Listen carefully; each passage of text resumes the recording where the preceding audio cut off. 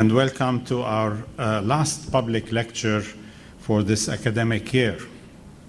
It gives me great pleasure to introduce our distinguished speaker this afternoon, Professor Laura Nasrallah. Laura Nasrallah is a Lebanese-American scholar and professor of New Testament and early Christianity. She spent 6 years of her infant life in Lebanon.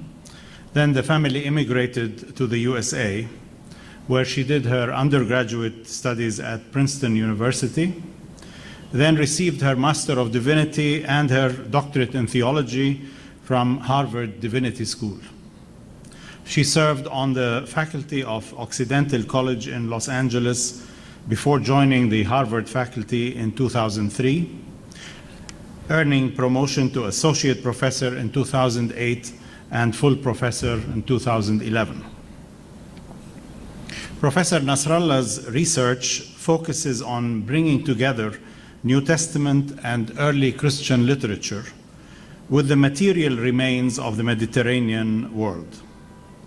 And so her major works or books have titles like An Ecstasy of Folly, Prophecy and Authority in Early Christianity, Christian Responses to Roman Art and Architecture, the 2nd Century Amid the Spaces of the Empire, and Archaeology and the Letters of Paul, Oxford 2019.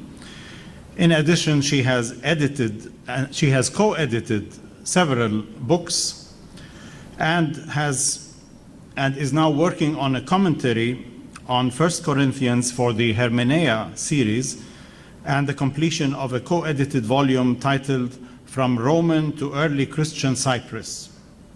In addition, Professor Nasrallah has published more than 20 scholarly articles and book chapters, with several more at press or under review.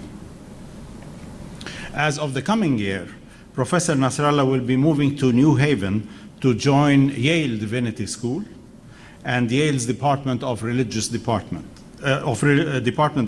Studies as Professor of New Testament.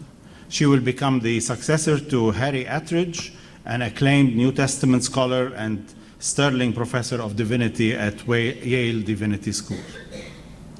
We are indeed privileged to have her as our speaker at NEST on the topic Paul's Letters, the Archaeology of their First Recipients, and the Responsibility of their Modern Readers. Ladies and gentlemen, please join me in welcoming Professor Laura Nasrallah.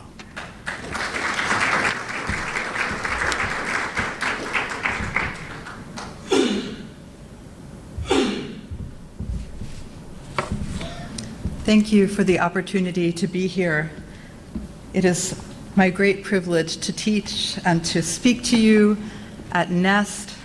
One of my favorite experiences in the United States is when I go and I give a lecture somewhere and people say to me, "Do you know Professor Rima Nasrallah?" So it's wonderful to be here, and thank you to the students from whom I've learned this morning as well. And thank you to my family for coming.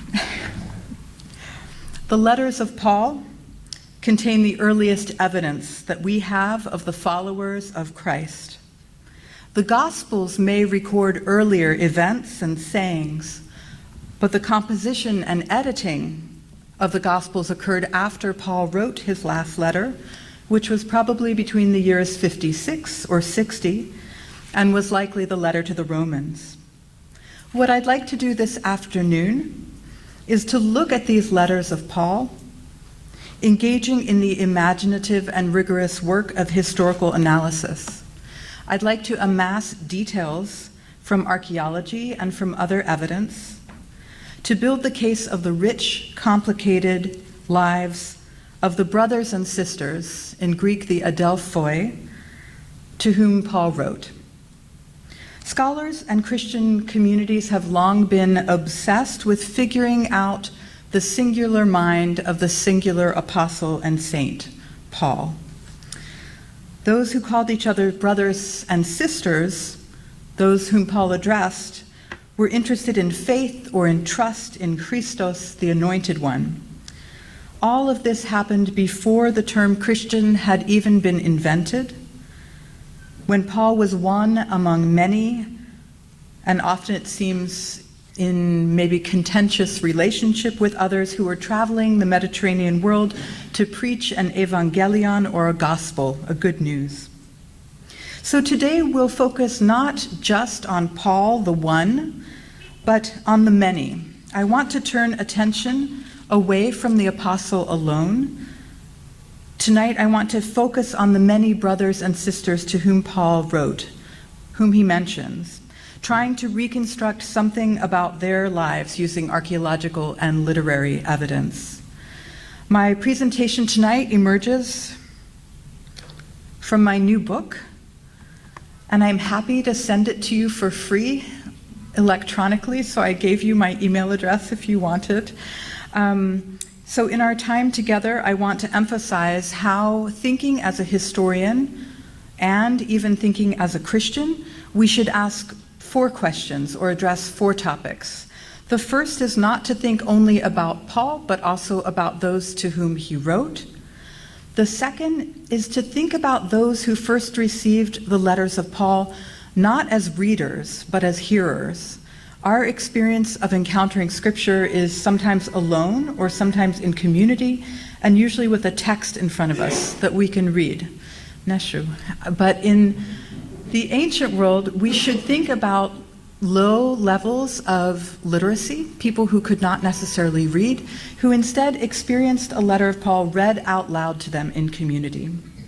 Third, I'm hoping we can think about the questions and the debates that that community would have had as they first heard a letter from Paul read out loud.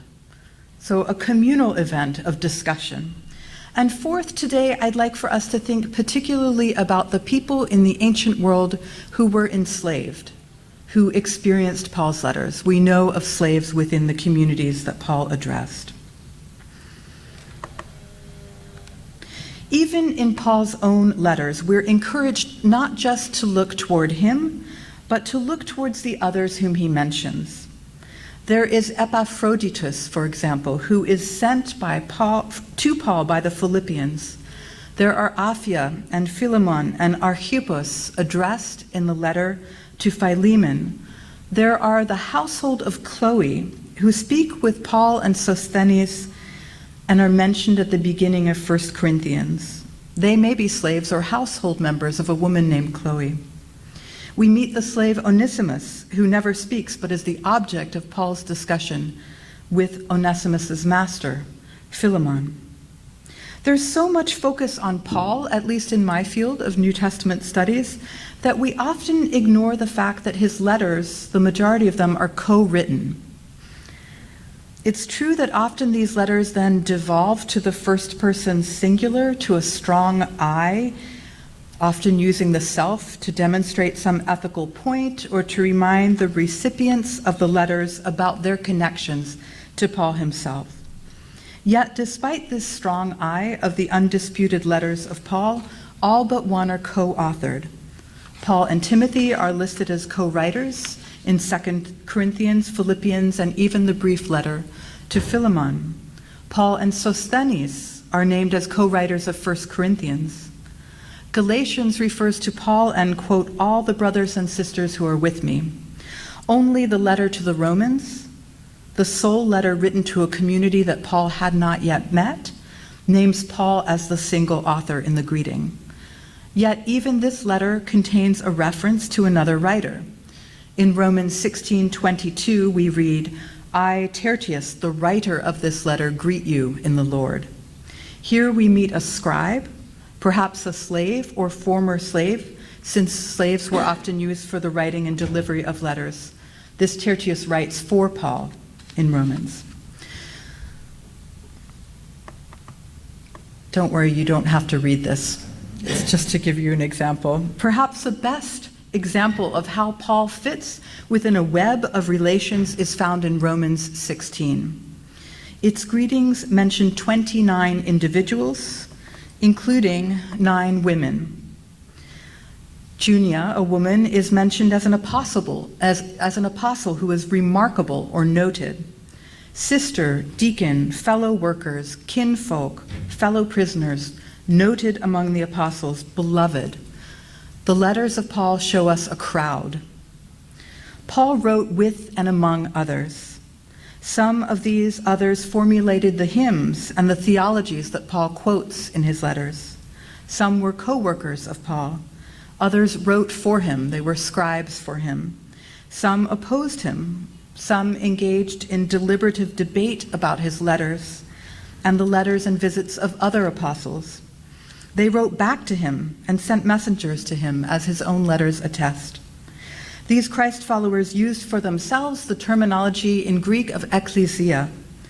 We usually translate that into English as church, but a better translation is probably assembly, because ekklesia in Greek is also the name that civic groups within a city would use for themselves, even under the Roman Empire.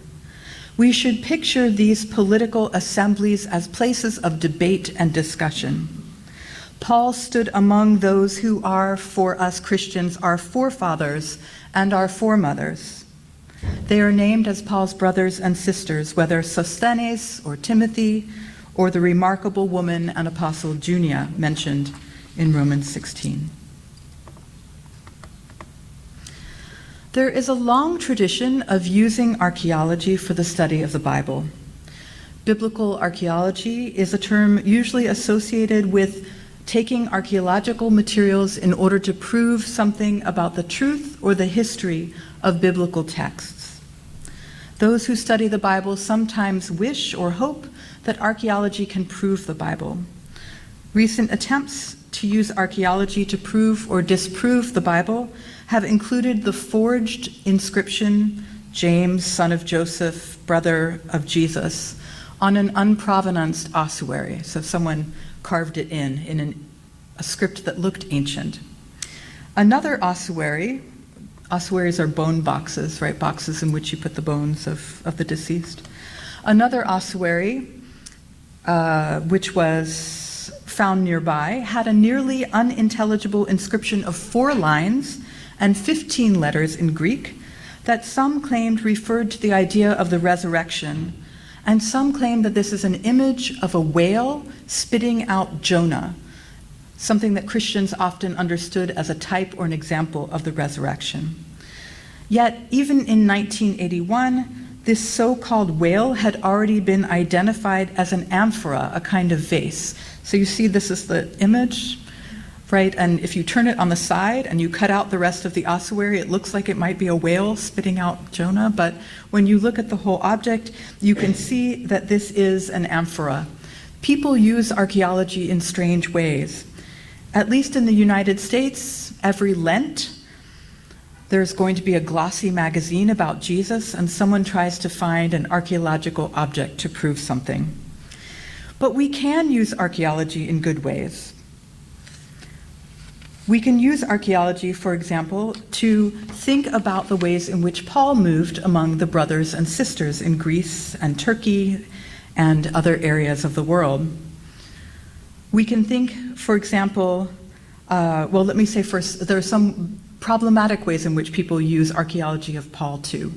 People like to think about the question of Paul slept here. If you've had the opportunity to travel to archaeological sites in Greece and Turkey, you may know that many of these archaeological sites have a location where they'll say Paul stood at this bema or platform, or Paul would have traveled the Via Egnatia here. Using archaeological remains to explain why Paul said what he did presumes that we can know the historical Paul's mind or his intentions. It presumes that the biblical scholar's use of archaeology is limited to finding justifications or explanations of Paul's ethical injunctions. It presumes that only Paul among all the brothers and sisters in Christ is interesting. But for those who are interested in the Bible and in the New Testament, where Paul slept may be interesting, but the question of whether Paul slept here does not deepen our understanding of ancient history or of the letters of Paul or of the first Christians. For me, far more interesting are the questions: who did Paul sleep near? Under what conditions? What did he have for breakfast? Answers to these questions would provide us with data about social networks, social status, about wealth and poverty in the ancient world. The archaeological record, when it's used well, expands and enriches our understanding of the time period in which biblical texts were produced. It gives us a rich set of data to understand the lives of those in the ancient world, to think about their religious options, their political conditions under the Roman Empire, how health, mortality, poverty, and access to travel and education would have affected their lives. So I spoke a little bit about the problems of archaeology. I'd like to talk more about the promise of biblical archaeology, how archaeology is hard to interpret but yet exciting, by discussing Roman Corinth and ancient slavery. Humans have often been considered to be things bought with a price. Sometimes they can escape this condition by buying their freedom or having it bought for them. This is true even in our own day. We hear reports of slavery and sex trafficking. Reproductive industries functionally or explicitly buy and sell the human goods required to make future humans. A womb can be rented. Ethnographers report that even today the poor fear organ trafficking, the fragmentation of the human body, the sale of kidneys or eyes, for example. In each case, the human or the potential human or human body parts are bought, rented, exchanged, or sold, often on an unregulated market. It's hard to learn about humans as things or commodities, as slaves or as former slaves, freed persons in the time of Paul's letters. Scholars are working hard to reconstruct slavery in the ancient world. The literary and archaeological record do not provide clear data, especially about people who were poor in antiquity. It's hard for us to reconstruct ancient slave populations, slave trade, and slave prices. Yet, by bringing together quantitative and qualitative data, we glean an impression of a sobering, significant slave trade. Roman historian Walter Scheidel concludes, and I'm quoting him, "During the millennium from the emergence of the Roman Empire to its eventual decline, at least 100 million people, possibly many more, were seized or sold as slaves throughout the Mediterranean and its hinterlands. In terms of duration and sheer numbers, this process dwarfs the transatlantic slave trade of European powers and the Arabic slave trade in the Indian Ocean. The modern observer must wonder how to do justice to the colossal scale of human suffering behind these bland observations," Scheidel concludes. As we think about ancient slavery, we may notice that twice in 1 Corinthians, Paul uses the phrase, "you were bought with a price," evoking for some the reality of the slave market in Mediterranean antiquity. In chapter 6 of 1 Corinthians, "you were bought for a price" is an emphatic conclusion. It emerges from Paul's rejection of the Corinthian idea that, and I quote, "all things are permitted to me." It's likely that the Corinthians understood their new status in Christ to lead to social and spiritual liberation, a wisdom or a gnosis, a knowledge that led to spiritual gifts such as prophecy and speaking in tongues. In Paul's thought experiment, such liberation and the idea that all things are permitted could lead even to the use of prostitutes. In such an act, he writes in chapter 6, the members of an individual body tied into the one body of Christ commingle with the members of another body and thus produce sin against one's own body. Using the language of purity, Paul insists that such actions bring immorality. They pollute the body, which he argues is like a temple, housing a Holy Spirit from God. This question of becoming one body with another or with the Lord leads to the climax. Paul writes, "Do you not know that you are not your own? You were bought for a price." Those who first heard this read aloud in Corinth probably heard in this passage two people who were slaves. The first is the prostitute, probably perhaps a slave bought for a price and forced into sexual immorality because she is a thing, an instrument rented out. And the second, and then she is excluded possibly from Paul's community, which says flee sexual immorality, right? Flee porneia. The second slave is the Corinthian who reads or hears this letter, and whether slave or free, is confronted with the idea that he or she is also bought for a price and made into a slave, required to glorify God in his or her body. The passage raises the question for its earliest recipients: who has the power to control the purity of his or her body? Whose body is it anyway? And the Greek word for body, which is soma, is also a word that Greeks used to name a slave. Slaves are also called soma or somata in Greek. A little bit later in the letter, Paul brings the Corinthians again into the question of slavery in a section that he writes on manumission, or the freeing of slaves. And that's in 7:23. You were bought for a price, do not become slaves of humans. From ancient papyri, we know that the Greek that Paul uses, happens to be timi with a verb, highlights the issue of cost, whether in grain or in this situation of people. Such terminology would have confronted those Corinthians familiar with the language of trade or purchase, with the question of human pricing. What is a human worth? The ability to be bought, to become a slave of the Lord, liberates the Corinthians from the condition of being slaves to humans. It renders them slaves of God. The mechanics and material realities of this transfer of sale are unclear. So I want to bring us into Roman Corinth for a moment to think more about slaves in that setting. Real material freedom and manumission is the contract that allows a slave to become free, was on the minds of the Corinthians. It is not coincidental that the only use in the New Testament of the technical terminology for a freed person, a former slave, comes in 1 Corinthians. The Greek term is apelevtheros, 1 Corinthians 7:22. Unlike many Roman colonies, Corinth was largely destroyed by the forces of the Roman Empire, of the Roman Republic, Roman General Mummius in 146 BCE. In 44, it was reestablished as a Roman colony. It again emerged as a leader on the Peloponnesus. The city lay on a significant trade route in antiquity, on the isthmus connecting ancient Attica to the Peloponnesus. It nestled inland between its ports of Lycaon to the north and Cenchreae to the south, and near Isthmia. Various attempts to cut through the isthmus to create a canal failed until the French succeeded in the 19th century. Merchants and military in the ancient world had to negotiate with the city of Corinth in order to transfer cargo from the Saronic Gulf to the southeast to the Gulf of Corinth to the northwest, unless they wanted to circumnavigate the Peloponnesus. The city controlled a 7-metered paved roadway called the Diolkos. You see that dotted line? They controlled that allowed oxen to drag ships or cargo across the narrow spit of land. And with that control came an ability to exercise taxes and duties and to become a prosperous city.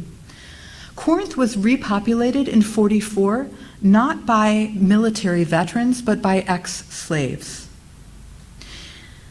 Corinth filled a commercial vacuum in this region in the Roman period. Roman elites were well served by a population migration of former slaves away from the city of Rome and into Corinth, a major business center. Romans who were of high status in the senatorial class could not engage in business relations directly. So they used their slaves and their former slaves, still tied to their households through patronage, to do business for them. Evidence from inscriptions in Corinth indicates a large presence of citizens with Roman names, but also Greek names, indicating that many Greek slaves with Roman masters populated Corinth after 44. Corinth was also considered a location of, and I quote a text from Antiquity, good-for-nothing slaves. We have evidence from coins from the 1st century, from the time of Paul, which indicate a mix of former slaves who became leaders in Corinth. In most Greek cities, former slaves were not allowed to hold civic office, but in Corinth there was an exception, and former slaves were allowed to hold these sort of high political offices. Many former slaves became wealthy and prominent. And we can see this in the landscape of Corinth by looking at a monument that's now very fragmentary. I apologize for its state. It's from the period of the reign of Tiberius, and it's called the Monument of the Augustales. Participants in this group are known to have been former slaves who were seeking social and political mobility, upward mobility, and we know from the inscription associated with this statue base that it was located in a prominent place. There's a little green square within the Forum at Corinth, right next to the governmental center. This base that looks so sad today, in the ancient world looked rather fancy. It probably had a statue of an emperor on top of it. And we know that former slaves are associated with this statue base because we find after the names of two men who are mentioned on this statue base, the letter L. And the letter L stands for the Latin word libertus, freed person, a former slave. So we find slaves within the governmental center at Corinth. This can help us to picture the Corinthians who first read and heard the letter to Paul and their status as well. Sometimes when we read biblical texts, we're tempted to hear the language of slavery as metaphorical. In English translations of New Testament texts, often the Greek word for slave is translated as servant. To me, that word softens and makes invisible people who were owned in the ancient world. We also know that slavery is sometimes used as a metaphor. So in 1 Corinthians 9:19, in the passage where Paul talks about himself, he writes, "For though I am free from all, I've made myself a slave to all in order that I might win the more." But we've just seen that Roman Corinth was a city populated by former slaves, some of whom may have actually had slaves as well. They would have known something about the price of slaves and the experience of slavery in that city. And in Paul's letter to the Corinthians, we find not metaphorical slaves, but real slaves. In 1 Corinthians 7, we read, "Were you a slave when called? Don't worry about it." This is my translation, forgive me, casual. "But if you can gain your freedom, use it." We'll come back to this passage because it's extremely complicated. "For the one who was called in the Lord as a slave is a freed person." I want you to hear that word. It's not that they're free. That's a different term in Greek. They are a freed person, a former slave of the Lord. "Likewise, the one who was free when called is Christ's slave. So, brothers, you were bought with a price. Do not become slaves of humans. So, brothers and sisters, in whatever state each one was called, there remain with God." Whether Paul insists upon people remaining in the situation of slavery has and continues to be debated. In 1 Corinthians 7:21, in the midst of this passage about slave, former slave, and free people, Paul uses two very confusing Greek words. They are malon chryse in Greek. Scholars and interpreters have for centuries fought each other about what these two words mean. "Were you a slave when called?" Paul writes. "Don't let it concern you, but even if you can gain your freedom," and then these two words. Do they mean that you should use your freedom? That you should not be a slave anymore, but instead to use your freedom?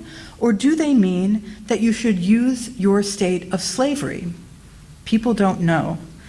And frankly, even in the 4th century, when we read the homilies of John Chrysostom in Greek, he didn't know either. He was worried about the situation as well. It's not only about us 20th or 21st century interpreters having a weak understanding of ancient Greek.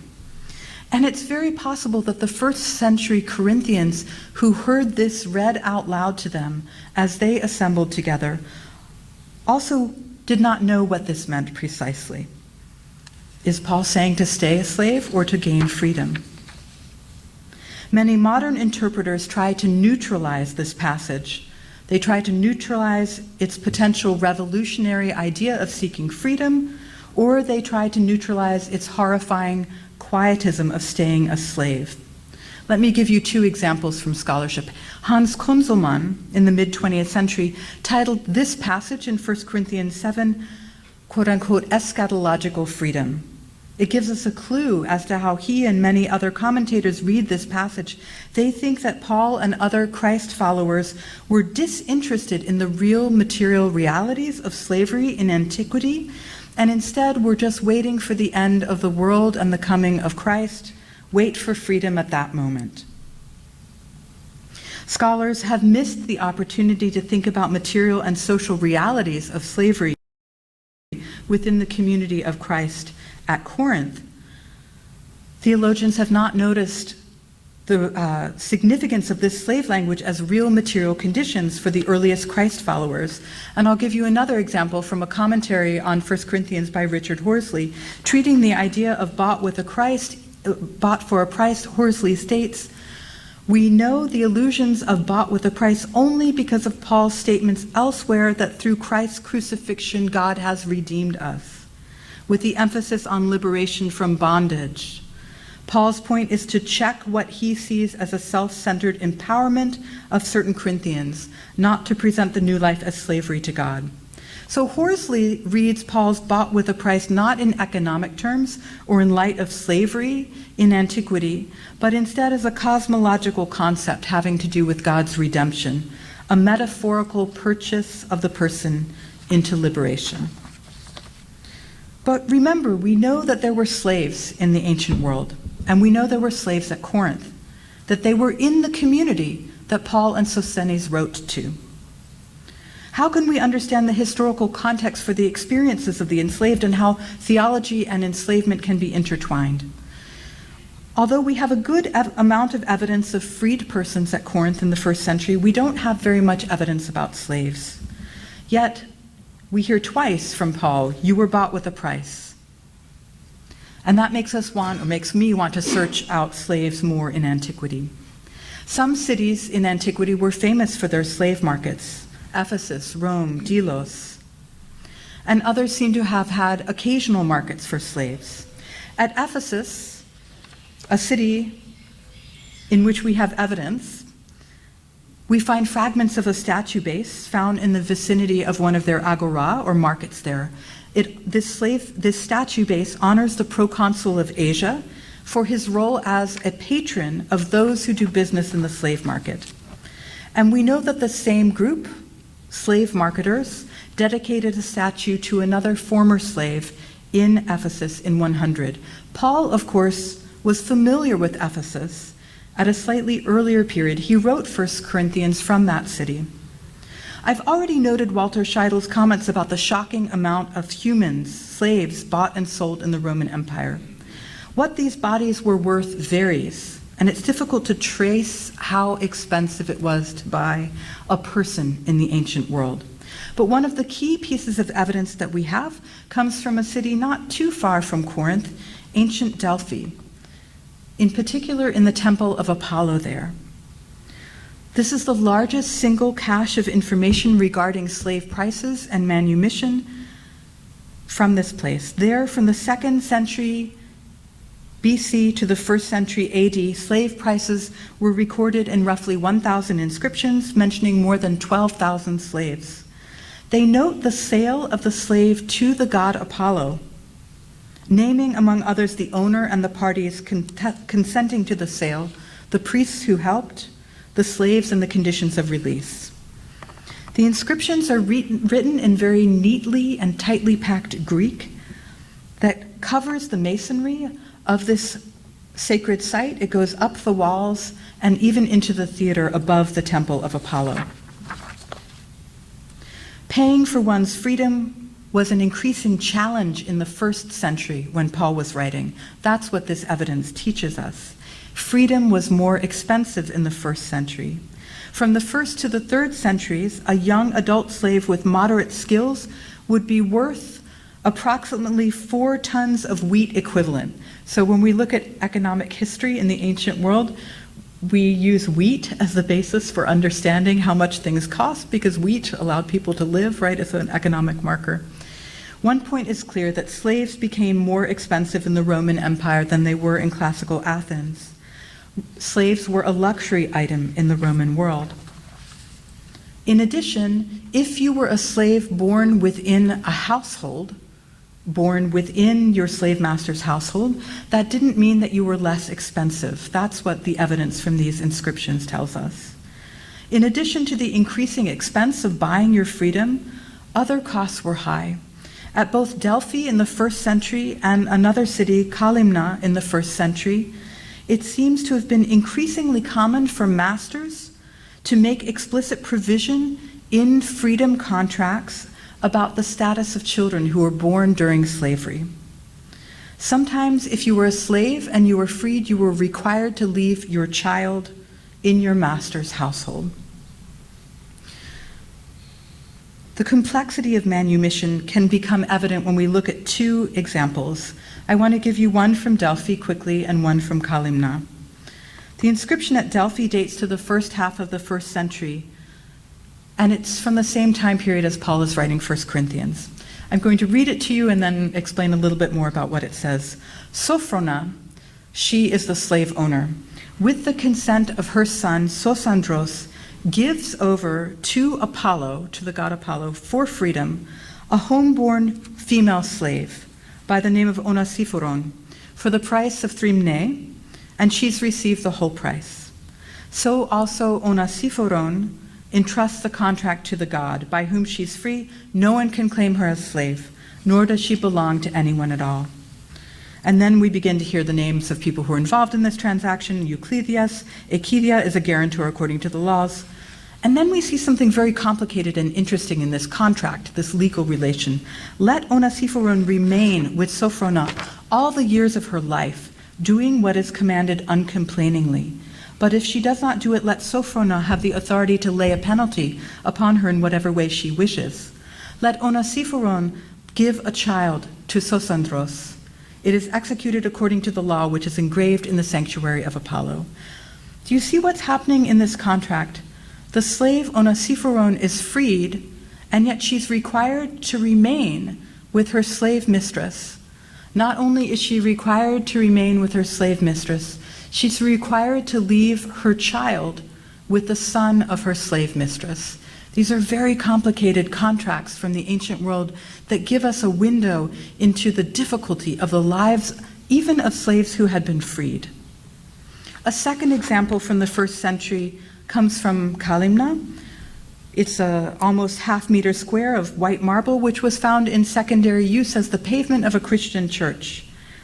And it reads this: in the reign of Claudianus, Epicharis, daughter of Zoilos, freed her slave Isodotos on the condition that he remains with her and her husband for the rest of their lives. After their death, he shall rear for her children, Doros and Onesipomos, a little male nursling, or give payment of 50 denarii. So in this case, a male slave also has to remain and work, and has to leave his child within the service as a slave to his master's family as well. Slavery and freedom were complicated in the ancient world. When Paul uses these images, when those who first heard him hear these images, they are complicated. She is free, says the inscription from Delphi, or she has freed her own slave, says the inscription from Kalimna. In both cases, we may feel promise at reading about freedom, but that promise is soon deeply compromised by the demands that the slaves must stay and by the demands that they must leave their children in slavery. While it is impossible to determine with certainty the price of a given slave at Corinth at the time that Paul wrote his letter, the idea of being bought with a price might evoke among that first community of Christ followers a common knowledge regarding marketability and the price value of themselves or their brothers and sisters in the community. We have learned that freedom is expensive. You were bought with a price. Do not be a slave to humans. The language of slavery abounds in the New Testament, and especially in the letters of Paul. Paul refers to himself often as a doulos Christou, a slave of Christ. Despite references in Paul's letters to freedom or even the act of freedom, in a situation that seems to be explicitly about freeing slaves, Paul's ambiguous statements about slavery allowed others decades later to write in Paul's voice with the assumption that Christians would own slaves, or that Christian slaves must be subject to their masters. Tonight, I've argued that we should and must do biblical archaeology, but not in order to prove something about Paul or about Jesus or about the Bible. Instead, we should engage with archaeological remains in order to reconstruct the lives of those who first produced and received these texts.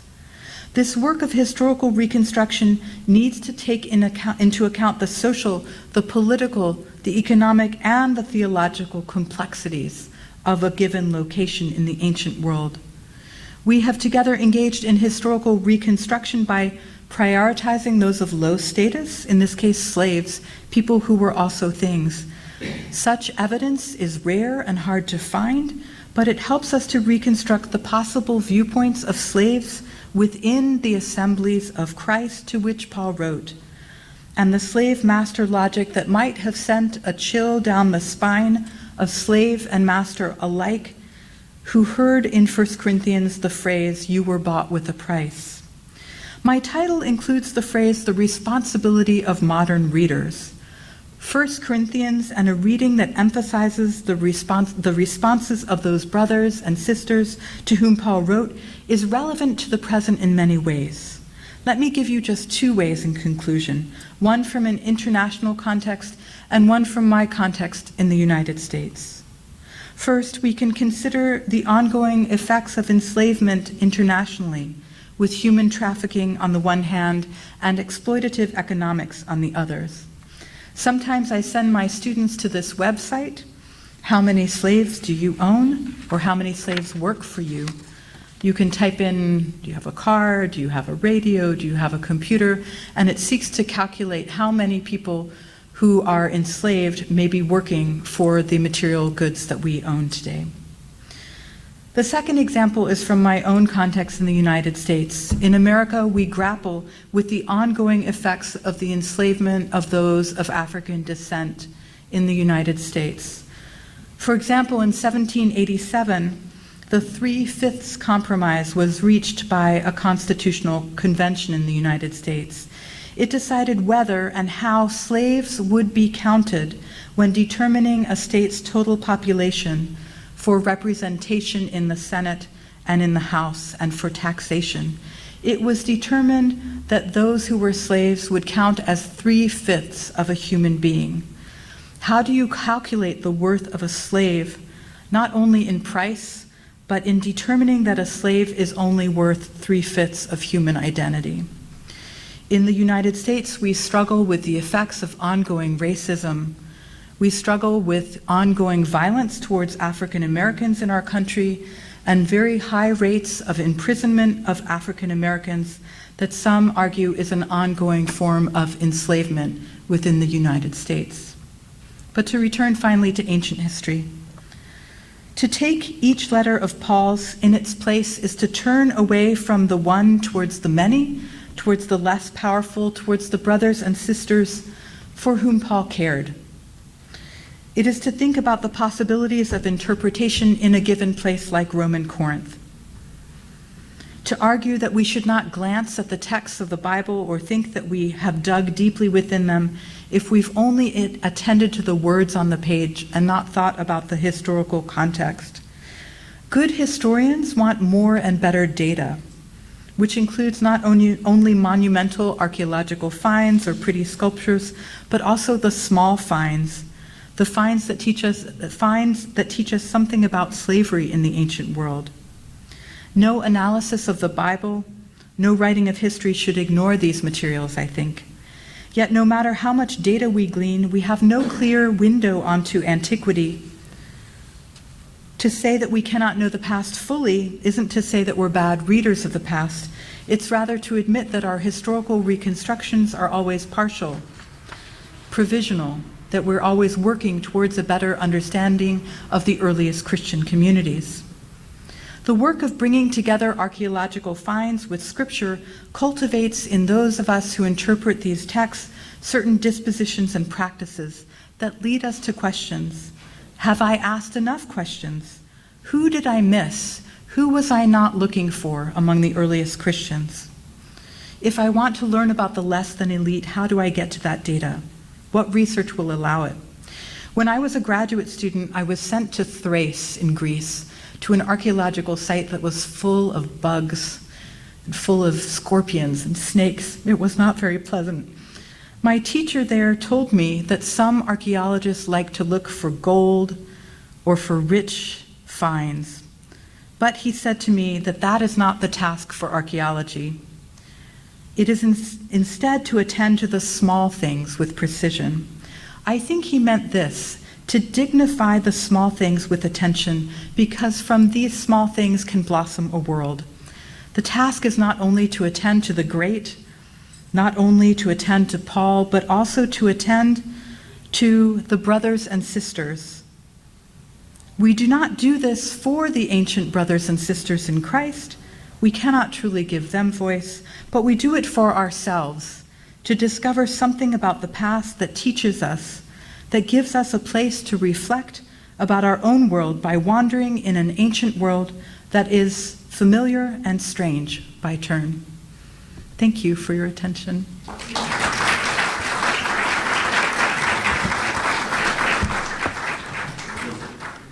Thank you very much for this wonderful lecture that opens a whole new perspective on reading Paul. We have time for questions, not too long, short questions.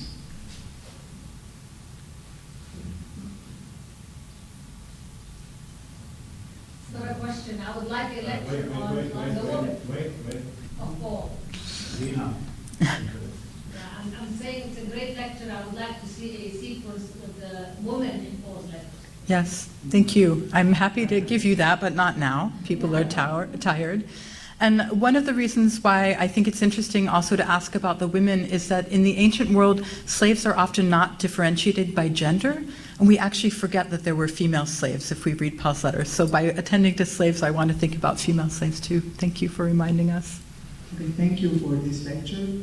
Some people say that without Paul, Christianity could have not spread that much. While studying this archaeology, did you find anything special about Paul? Why Paul relate to this question? Thank you. Yes, thank you. So we know of many traveling apostles in the ancient world. What happens to have fallen within the canon of Scripture are the letters of Paul. And we've lost many of the letters of Paul, and we've lost all of the letters that were written back to Paul. Those are the letters I want to read. I want to read the letters of the Corinthians asking Paul what he meant when he said something. But we've lost all of that evidence. So yes, Paul was extremely important in the spread of teaching about Christ, but we know from Paul's own letters that Apollos, Epaphroditus, Sosthenes, Timothy, Junia, to go back to the question of women who were traveling as apostles too, we know that they were there, but we don't have their writings. So he's very important, as were those who wrote alongside, or who traveled alongside him. Yeah. Thank you. That was a really excellent lecture. As you were talking, I got two questions in my mind. For a moment, I thought you were going to tell us that you found the evidence that Paul was an abolitionist in this phrase "malon chrysé." Yeah. I was just wondering, was there any reflection on this during the American Civil War? Yes. Because there was a lot of reflection on all the texts on slavery.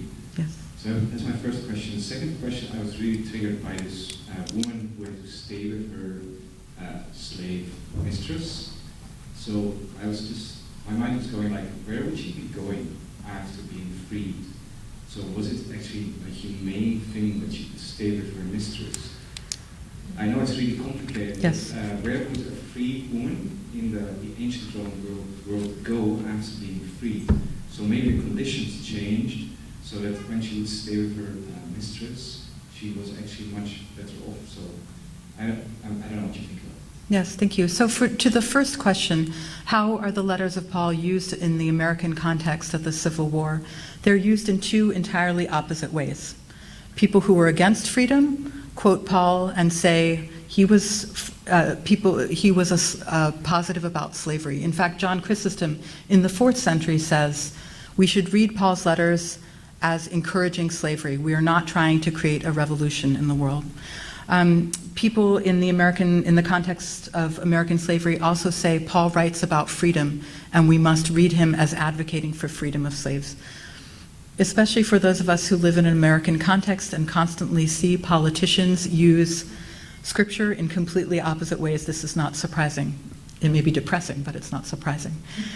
The second question is a very complicated one. We don't understand very much why you would want to be freed if your conditions for freedom included staying with your master or mistress and providing a child into slavery. We do know that sometimes people say, oh, Romans were so wonderful, they liberated their slaves in their wills, they manumitted them. But we do know also that to liberate a slave who is, for example, 50 years old or even 40 years old in the ancient world is not a kind thing to do. I would be dead for decades in the Roman world, right? You have a very narrow demographic age where many people, men are dying at around age 40, women are dying at average around 24 to 28, right? So liberating a slave who's older is to leave them without social security. The question of why you might want to pay to be liberated, even if you had to stay within the household, it guarantees for your children the possibilities of having a free status. Right? You bear, as a slave who's been freed, the mark and the stain of slavery, but your children have more possibility for social mobility within the Roman world. It doesn't answer your question, it adds more questions, but it maybe is helpful.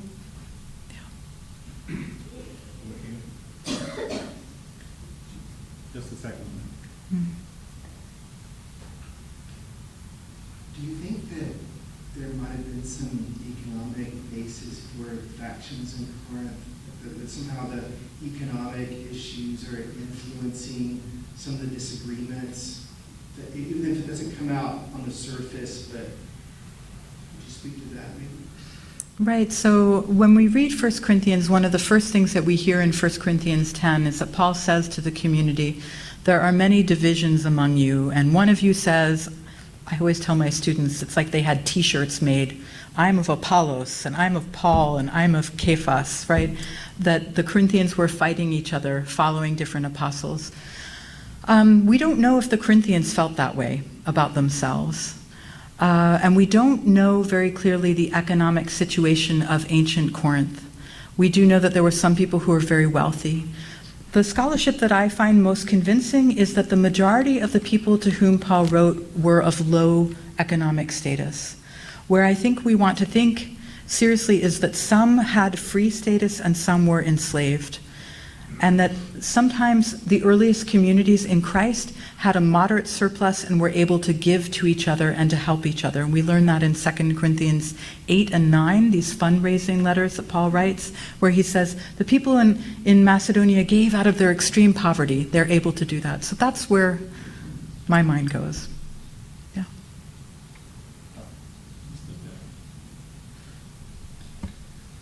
Thanks a lot. Thank you. To me, your subject is very hard. I just wonder if you can have a cross point between freedom from others and freedom of yourself. That maybe helps asking why we should do that question you were talking about. Thank you. So you are reminding us of a larger philosophical conversation in the ancient world that emerges largely out of Stoic thought. So Stoic philosophers in the ancient world would often say, it doesn't matter if you're legally owned by another person. It doesn't matter if you're a slave. You can be free in your mind. You can be free with your ethics. I think that's a very important idea, and an idea that many early Christian writers draw on. What I don't want us to forget is that it's easier for those of us who are privileged, who are economically safe, who have our freedom, to say to people who are poor or who are enslaved, you can be free in your mind, you can be free in Christ, theologically. I think we are responsible to also think about their economic and legal situation as well. I'm not a theologian, I'm a historian, but to me, these letters remind me in ancient history of the urgency of our situation today, as well as in antiquity. Thank you.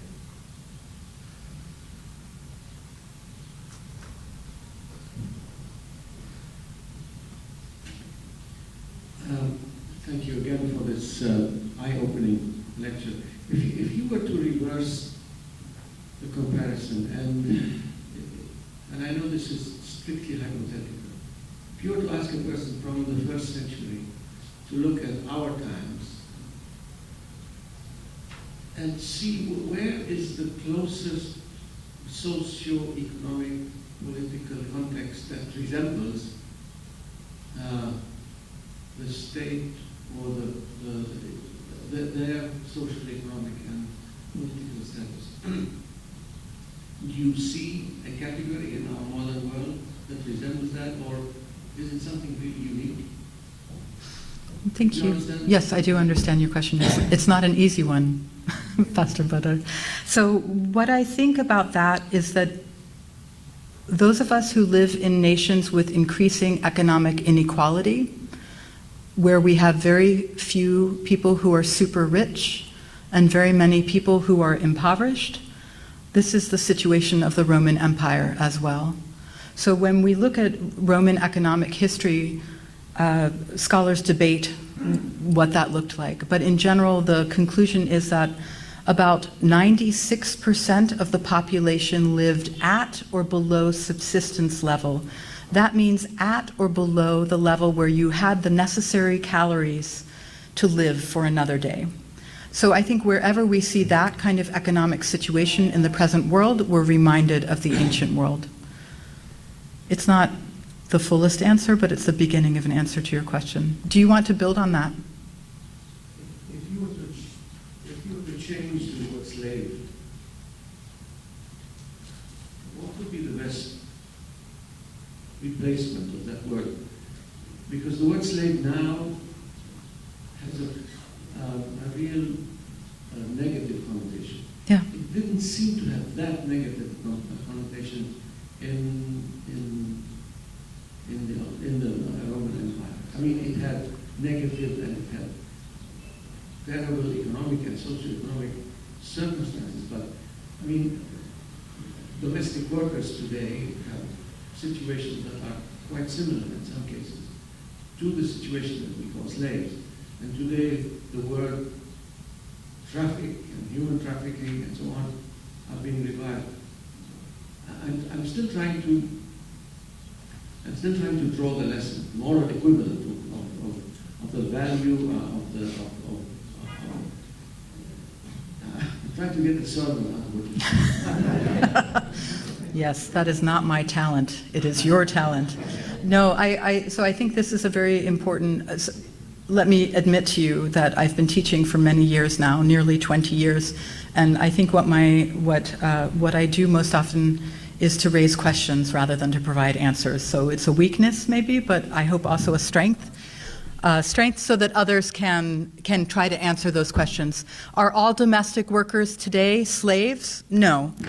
But the question of watching very carefully how we interact in the world and where we might not notice situations of economic exploitation, to me, looking at the ancient world wakes me up to that question. And you're right that slavery in the Roman period was very complicated. There were imperial slaves, slaves of the Roman emperors who led very lavish lives in some ways, right? Greeks who could read and who taught for the emperor's household. But what does it mean to be owned by another human being, not to be able to make all of the choices you want? I don't fully understand that for the ancient world. So you're reminding me of all the questions I have, and I hope you can find good sermons out of that. Thank you.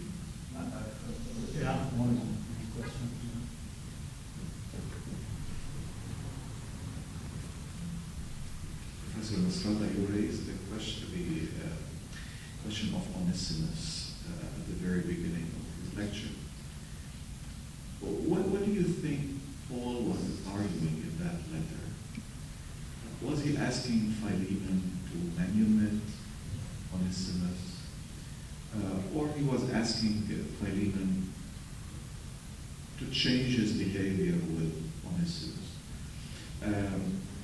And why didn't Paul clearly call for the freedom of Onesimus, knowing that he used a couple of times this formula, baptismal formula in Christ, there is neither male nor neither slave or free. Yeah. And he uses that in First Corinthians 2. What was he asking for? Receive him as a brother, not as a slave. Right. Does it mean the next morning, they will have coffee together? Or what? Right. This is a very, very hard question that I was hoping no one would ask me. Thank you. So the letter to Philemon is so complicated. I know my students always want to hear in it a call for the freedom of the slave Onesimus, but Paul nowhere clearly, in my opinion, says, free this man. He says, treat him as a brother. But we even find in the writings of the Roman political philosopher Seneca the idea that you should be able to sit down at your table with your slaves and eat with them. For Seneca, this is a smart move because it means your slaves will be less inclined to kill you in the middle of the night and to leave, right, and to steal your things. So it's hard to know exactly what is meant there. And to follow up on Dr. Fonsana's question, for Philemon as well, this text is used in the context of the American slavery to argue for keeping slaves and to argue for freeing slaves. What did Paul have in his mind? That is a question that I almost never try to answer, because I'm interested in those who would have received those letters, and it's too hard a question. What do you think Philemon would have thought? I think Philemon would have thought whatever he wanted, right? Philemon has the wiggle room to choose how he treats Onesimus. Paul follows it up with, it's such a short letter. I usually start my teaching with Philemon because it's so exciting and short. Paul says, prepare a guest room for me. I hear that as a little bit threatening. I'm coming, right? I'm going to watch what's going on, and we don't know what happened, right? That's why I want to have the next letter to Philemon. Thank you. Well, thank you very much once again, Professor Nasrallah, and thank you for attending. And please join us for some refreshments and continue discussion outside. Thank you so much.